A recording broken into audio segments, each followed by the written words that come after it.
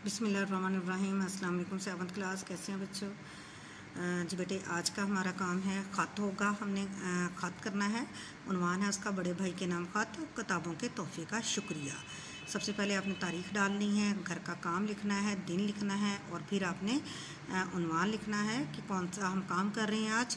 और ख़त को हम जब शुरू करते हैं तो उसको दाएं साइड से करते हैं, कमरा इम्तिहान लिखेंगे और उसके बाद हम तारीख़ लिखेंगे जिस तारीख़ पे लिख रहे हैं और जिनके नाम लिख रहे हैं फिर उनको मुखातिब करेंगे, मोहतरम भाईजान।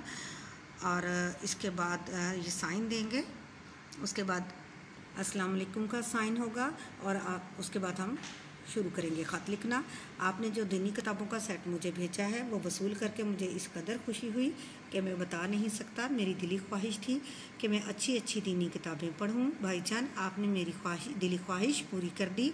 खुदा ताला आपको बहुत खुश रखे और मुझे आपकी ताबेदारी की तौफीक अता फरमाए। आमीन।